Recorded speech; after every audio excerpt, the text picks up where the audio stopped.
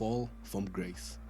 If you enjoyed the video, be sure to like and subscribe for more incredible stories from Kenya. To fully understand the Sportpesa origins, we have to go back and see how these multinationals with different careers and backgrounds even came together. It all starts with Gerasim Nikolov, also known as Gero. Gero is a Bulgarian national who moved to Kenya in 1999, where he worked as a croupier and worked himself up to later becoming the general manager at the Grand Regency Hotel. Okay. During this time, he also founded First Lotto Limited. The company ran the Toto 649 lottery in Kenya. The funding of this venture is alleged to have been supported by the Bulgarian Mafia, who are acquainted with Gero. They paid for the buildings for operations, brought the machines, and facilitated the Toto 649 booths that if you're in Nairobi during the 2000s, you definitely saw one of these blue booths. The next figure is Jin Grand, formerly known as Krantov. Very little is known about him other than he worked in a cabin crew. What we do know is that he came to Kenya around 2006 and was said to go way back with Gero. Both had a sister each that were part of the Bulgarian cohort. During this time, Gerasim became associated with the next future founder, Dick Wadhika. This put him in a position where he was being funded by the Bulgarians and had help navigating Kenya's legislation through his political connections with the Dick Wadhika. Wadhika came from a... Let's just not overlook how big ass boy is. What the hell is this thing? This is in Simubili. This is a flip phone. Inataka tulituli side moja iko na funiko. Humble background in Maringo Estate in Eastlands, Nairobi, and rose to become the youngest councillor and later the youngest mayor of Nairobi. He also served as an MP from 2007 to 2010 when his election was nullified and he subsequently lost his Makadara MP seat to political newcomer Gideon Bovi, also known as Mike Sonko, who came from nowhere to defeat both Dick Wadhika and Ruben Dolo in the by-elections, putting an end to his political run. One moment that sticks out during his reign as mayor of Nairobi was on one morning in 2005, hundreds of Kenyan charity sweepstake ticket sellers woke up to find their lottery kiosks demolished by the defunct Nairobi City Council. The demolition happened with the approval of Wadhika, who was the mayor, only for the booths owned by Nikolov's Toto 649 lottery to occupy their vacated spots. In the years after, Wadhika was occasionally spotted in Nairobi in the company of the Bulgarians. He told anyone who of the Mafia cared to ask that they were his business partners. Toto 649 eventually ended up closing due to mounting debt and other operational issues. Staff lost their jobs and no one actually ever won the Toto 649 jackpot.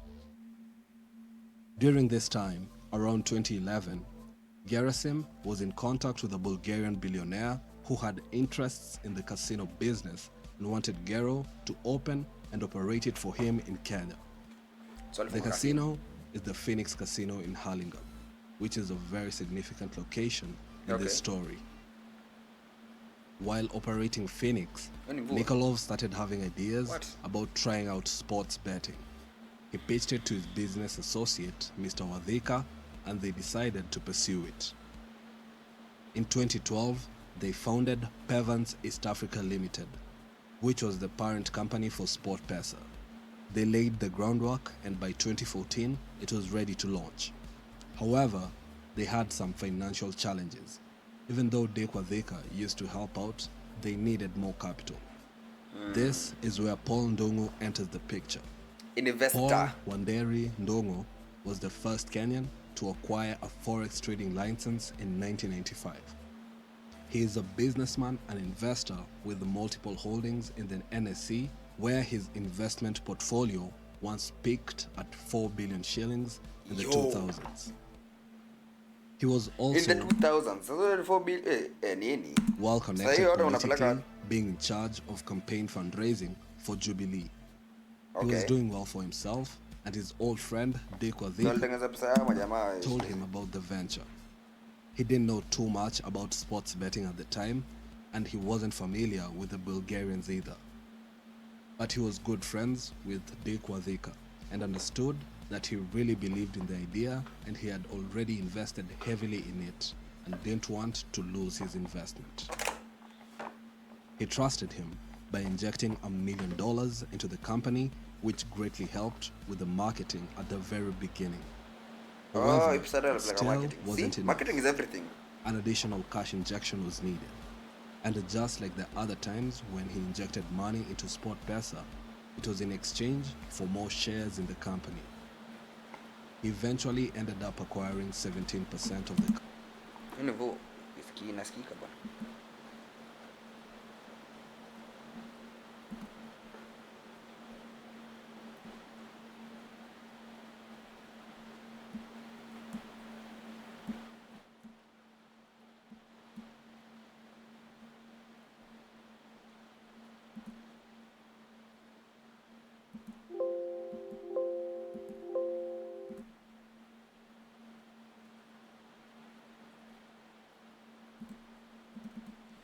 Sasa alikuwa ananunua shares. Company, which came with a position on the board. And Paul Ndungo eventually became one of the directors of Sportpesa. Okay. He didn't really have intentions of being a director and was okay not being too involved, as he knew his friend Dick Wadhika would secure his interests. Unfortunately, just a few months later, on December 14, 2015, tragedy struck. Dick Wadhika was set to meet the Bulgarians for a meeting at the Phoenix Casino in Harlingen, a place where they were known to spend their time. Not much is known about what happened during that meeting, but Wadhika left not feeling well, checked himself into hospital, and was later pronounced dead. Aliugua. This is the part where Ronald Karauri enters the picture. Ronald is the son of a former MP and a high achiever in academics. Having scored an A from Mangu High School, he was to do engineering at the University of Nairobi, but dropped out to pursue a Kenya Airways program for young upcoming pilots, where he was accepted. He worked at Kenya Airways for 11 years, 6 years as a co-pilot and 5 as a captain. Okay. When Karauri was not flying, he actually enjoyed clubbing. He even had his own club, the Skylax Lounge in Westlands, where he spent a lot of his free time. He also picked up and liked playing poker. He was good enough that he wanted to compete. He liked Texas Hold'em, which is one of the most popular poker variants in casinos. His casino of choice, the one and only Phoenix Casino. Here, he met with Dick Wadhika and the Bulgarians and sparked a friendship. This was still the early days in 2014 when they were still looking for potential investors like Paul and now Ronald. During their poker sessions, Karauri and the Bulgarians started discussing business ventures. Karauri owning a club and the Bulgarians a casino, he was thinking the venture would be an entertainment joint, but it was actually Sportpesa. And Karauri saw the potential of the idea. He sold a parcel of land he had and ended up investing all the money into Sportpesa and joined the company. It was a very expensive investment where 5 million shillings got you 1% and you needed at least 5% to join the Sportpesa board. Karauri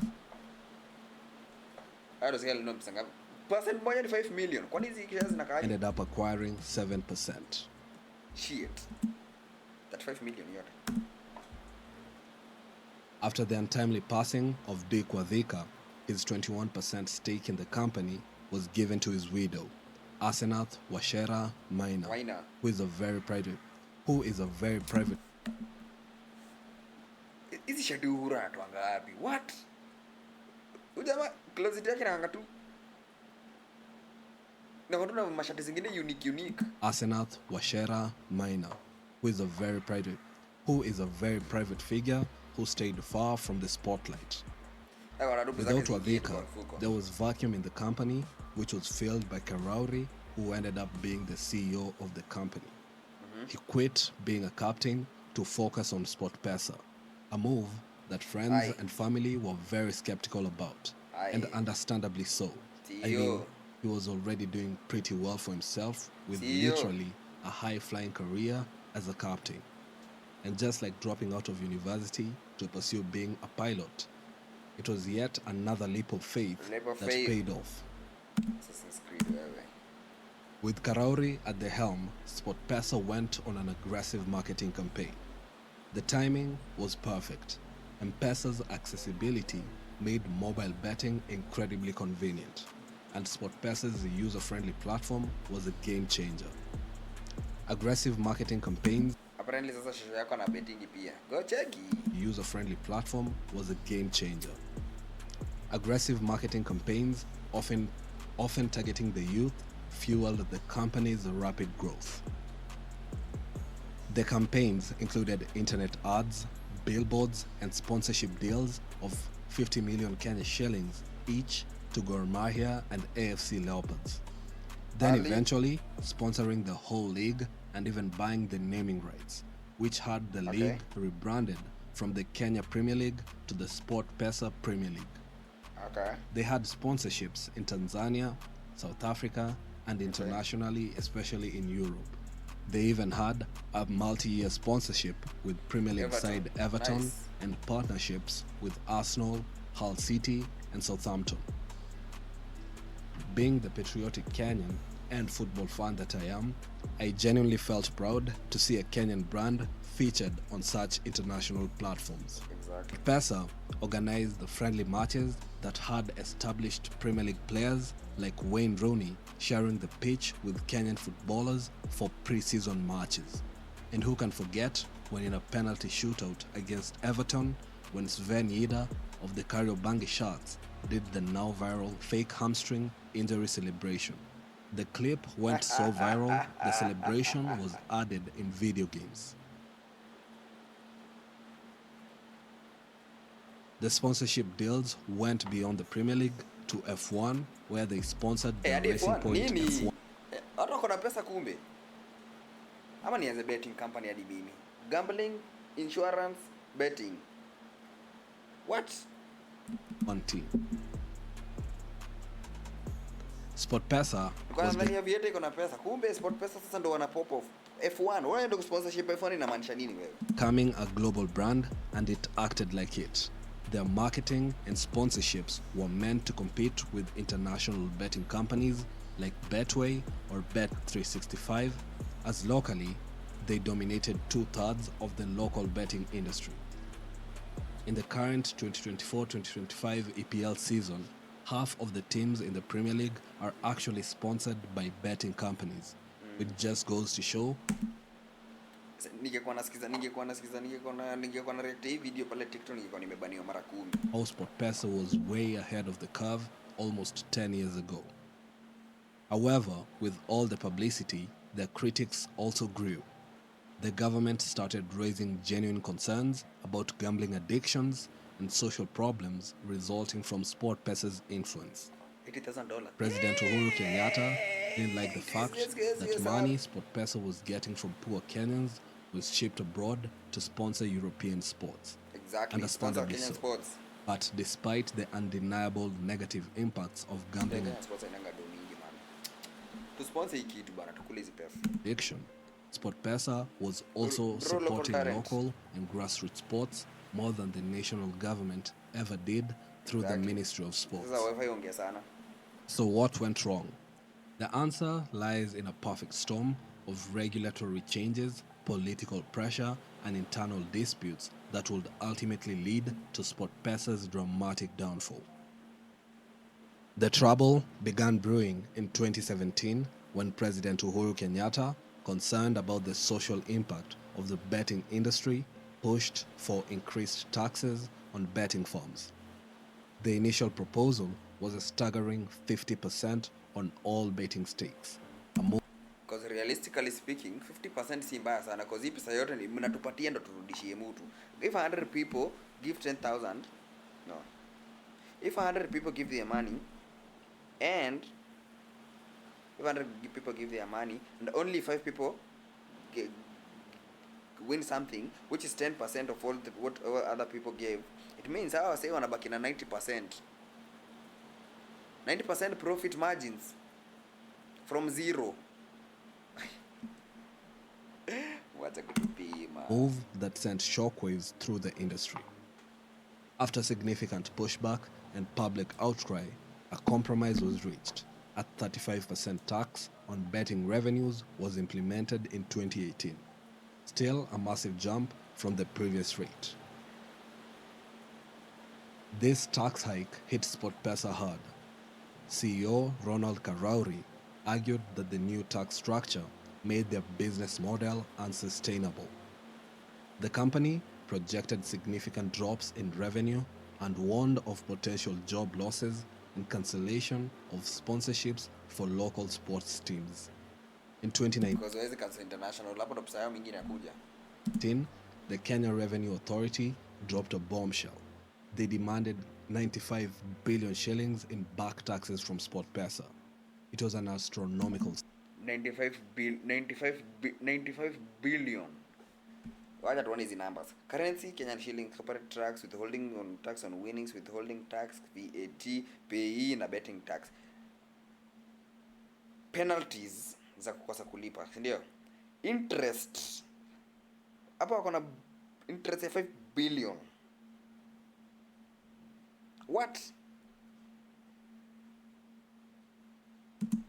Some that the company vehemently disputed, insisting they had always complied with their tax obligation. This dispute, coupled with the increased tax burden, led to Sportpesa's inability to renew its operating license, forcing the company to cease operations in Kenya in October 2019. The government's crackdown didn't stop there. In a move that sent shockwaves through the industry, several Bulgarian directors and employees of Sportpesa were swiftly deported from the country. It was a clear message that the government was serious about reining in what it saw as a problematic industry. For the next 15 months, Sportpesa's absence left a gaping hole in Kenya's betting landscape. Competitors like Betika seized the opportunity, capturing market share as Kenyans continued to seek out gambling options. But behind the scenes, complex maneuvers were taking place that would set the stage for Sportpesa's controversial return. A significant restructuring of the company's ownership was underway, with a focus on removing two prominent board members, Paul Ndungu and Asena Twashera, the widow of the co-founder Dick Wavika. The board had been having internal issues without Dick, as the people who were involved through him felt like they were being excluded from the Sportpesa operation, and decisions were being made without their input, and such decisions include the massive sponsorships or the money that was allegedly leaving the country, which sparked money laundering accusations. Hii ndio sponsor timu kubwa kama Everton, unahitaji utoe pesa ngapi hivi?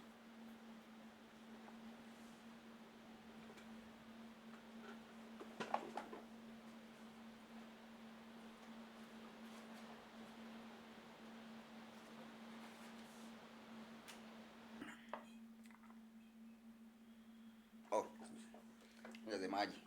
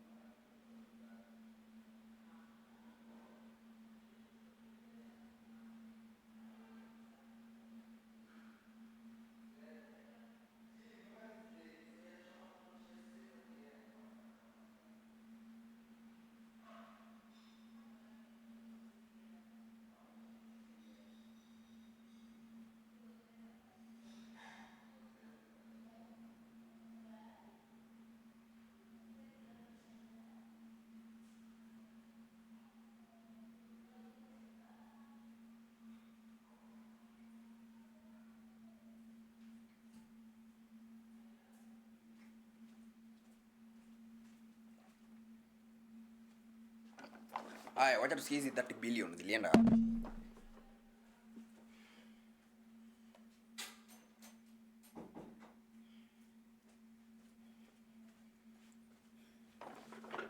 Billions. Hey kamera jamani inatakaje?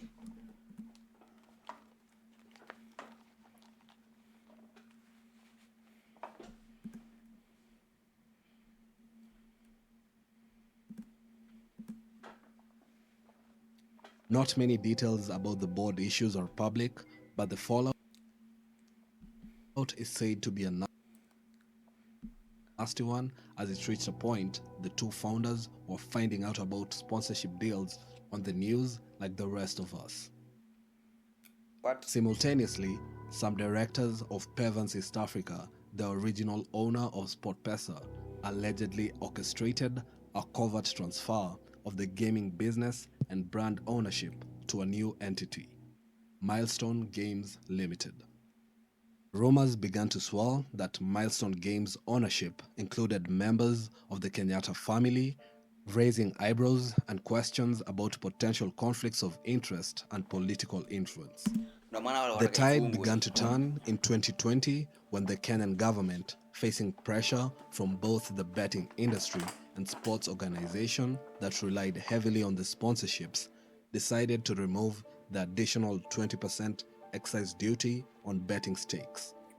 This tax removal was seen as an olive branch to the betting industry and paved the way for Sportpesa's potential return. And return they did, but not without controversy. After a 15-month hiatus, the reopening of Sportpesa was suddenly announced via a tweet by Ronald Karauri, catching many off guard. However, the company's comeback was immediately marred in legal challenges. A court order was issued to halt Sportpesa's operation due to ongoing disputes over brand ownership and licensing. Paul and Arsenal were not involved in such a decision, neither did they agree to it. But it seemingly meant nothing, even if they held a combined 38% in Pevans. Yet somehow, in a move that raised eyebrows and fueled speculation about the company's political connections, Sportpesa continued to operate despite the legal injunction. The ousted board members, Paul Ndungu and Arsenal Wachira, didn't go quietly. They made serious allegations of what they termed as state capture of the company, claiming that members of the Kenyatta family were directly involved in the takeover. Paul Ndungu, the former chairman, penned a lengthy 40-page letter to President Kenyatta, detailing his version of events and suspicions. The accusations included illegal transfer of M-Pesa pay bills allegedly facilitated by Safaricom's M-Pesa CEO, Sitoyo Lopokoyit, who's married to Ronald Karauri's sister, and constitutional takeover by members of the Kenyatta family, and claims that Sportpesa's current operations were illegal due to the outstanding court orders. But it is not clear how the issue stands right now. What's clear is regardless of the controversial return, Sportpesa somehow magically remains operational, and the users of the platform don't seem bothered by the drama behind the scenes. The very market that Sportpesa worked so hard to create and dominate was now being carved up by competitors like Betika and Odibets. These rivals benefited from a more mature market, with millions of Kenyans already accustomed to online betting thanks to Sportpesa's earlier efforts. From dominating over 70% of the industry, it is very unlikely that they will be able to reach this level of dominance ever again. What's clear is that the landscape has fundamentally changed. The market that Sportpesa pioneered is now a fiercely competitive arena with multiple players fighting for supremacy. And that's pretty much it for this one. If you enjoy the video, consider watching.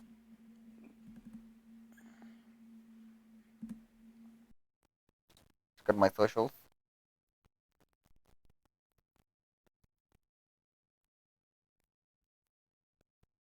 check out the video,